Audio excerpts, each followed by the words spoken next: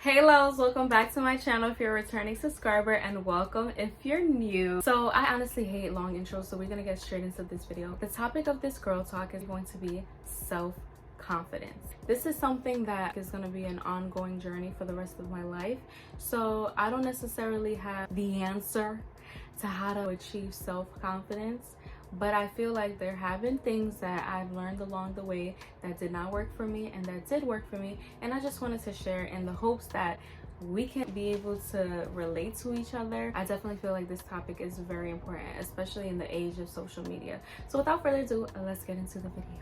So like I said earlier, self-confidence is honestly something that I feel like I've been battling all my life. All my life I had to fight. I first became aware of self-confidence in elementary school. I went to a Catholic co-ed elementary school in the South Bronx with a demographic of majority Hispanic people. And I grew up in a time period where being Black, being African especially, was not celebrated. A lot of the people that I grew up with came from backgrounds where their mothers felt like it was okay to tell them that you are not supposed to date anybody darker than me, or even lighter, honestly, because you had to advance the race. You know, I was hearing stuff like that. So growing up, I already had this understanding that, oh, your peers are not going to be attracted to you, but it's okay. It's not that there's anything wrong with you. It's just that they prefer people from their culture that look like them, and you don't fit that. When you find people around you, they will be attracted to you. And I feel like that sounds so childish now, but that was really important to me from the 1st grade to the 8th grade. You know, desirability and all that stuff. That's when you learn about these things. And I think what crushed that mindset for me was when I entered the 2nd grade and I had a crush on this guy, and he dated one of the few African girls in our school, and kind of brought to my attention like, oh no, it's not that there's people here at the school that wouldn't like Black girls, it's just that they wouldn't like you. And I think that was really heartbreaking to come to terms with, the fact that I wasn't desired, and that really affected my self-esteem. So fast forward to high school. I went to an all-girls Catholic high school. Do you see a trend here? This high school was based in borderline Bronx and Yonkers, so there were a lot of Irish people. At the same time, there were a lot of Caribbean people and more African people. But because I wanted to completely dissociate with the background, because I feel like that was also a major factor to why I've experienced bullying in elementary school, I started telling people that I was French, y'all. And that's so embarrassing now, because I feel like I'm the proudest that I could have ever been of being African in my lifetime. And I feel like that comes from the fact that as I was getting older, being African was celebrated. But at the time, I was 13 years old in 9th grade, lying about being French, to the point that I was telling my parents, when you come to parent-teacher conference, don't tell them that you're African, tell them that you're French. Don't bring African food, da da da da. I was delivered from the yoke of that bondage in sophomore year when I had African friends for the first time ever, and I finally decided to just tell my dance teacher, who is also now my soror, who is also my biology teacher, that I was African. And she said, I know. And I said, what do you mean you know? She was like, I know, look at your last name. And since then, that just brought such relief over me, because I was like, yo, this woman actually knew who you were, not who you were pretending to be, and she accepted you this whole time. And it allowed me to like bring my guard down and allow other people to accept me for who I was. And I feel like that's when I started to see a breakthrough in my self-confidence. I believe that and then having a conversation with my best friend Shoshana, where she told me that she faked it until she made it to get her confidence, it allowed me to start feeling confident in myself. I feel like my confidence in high school was the most confident I've ever been in my entire life. I went to a school where I had great relationships with all my friends. I was thriving in school, to going to college, to a program where I had nobody that I knew, because nobody from my school applied to NYU, and then struggling. When I say struggling with the program that I was in, I literally was knocked out. I was like, oh my gosh, how are people doing this? I was so depressed because I didn't have no confidence in the things that was sustaining me and stuff like that, like my friendships, my school. So that's when my self-confidence started to diminish again. Fast forward to grad school, I decided to become an influencer.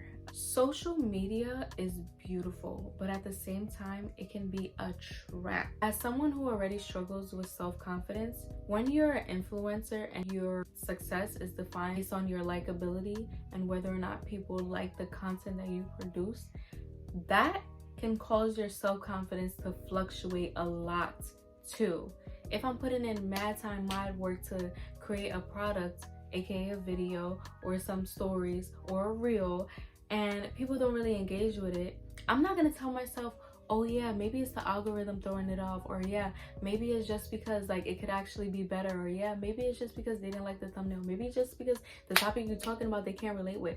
I'm gonna tell myself, no, you don't like me, and that's why my video didn't do good, and now I feel like crap.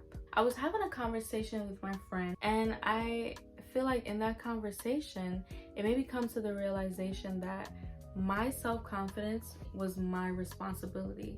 And so what has helped me moving forward, navigating like social media spaces and just life in general, was realizing that first of all, you need to go to therapy, and you need to unlearn a lot of things and lies that you told to yourself.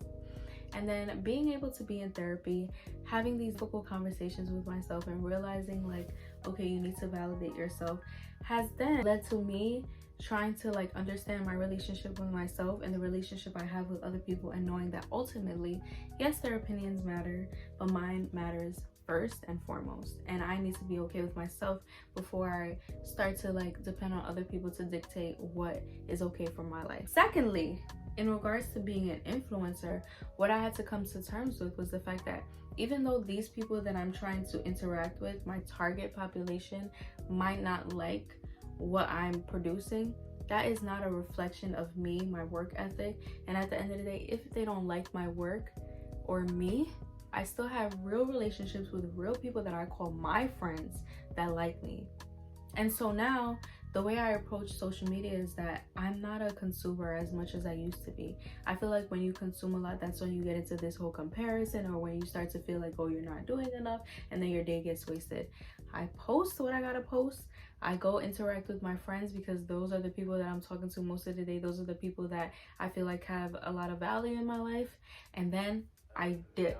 I don't have time anymore to try to question myself, question whether or not I'm doing what I'm supposed to be doing. That's how I have sought to rebuild my self-confidence, you know, engaging with people that like me, doing things that I like for myself, and sharing it with other people. If you like it, great. If you don't, it's okay. And lastly, a major key to me rebuilding my self-confidence to the point that it is now, even though it's not where I want it to be, has been my faith. Okay, in a world that's constantly changing and like the standard for success is constantly changing, I need something that is going to be permanent, that is going to provide me stability. And knowing that I am valuable just because I'm a human is beautiful, honestly. Just being able to do plans in regards to self-confidence or whatever I'm feeling, just to like have constant reminders of like Bible scriptures or like things that, you know, are the foundation of Sabro, just to like basically reassure me that, you know what, Sabro, at the end of the day, you're worth it just because. Those have been really helpful along this journey. Right now, I'm in a good space, and I really hope that this video has been able to help somebody. I know that this is something that we all go through. It's a universal problem. So I'm definitely open to hearing what you guys have to say. If you guys have ever struggled with your self-confidence and how you overcome it, if you're interested in continuing the conversation, definitely continue in the comments below. And if you decide to come next week, I'll be here. I'm not going anywhere. So definitely come back if you like this video. Definitely subscribe if you haven't already. Watch some other videos. You gotta catch up. And I'll see you guys next week. Bye.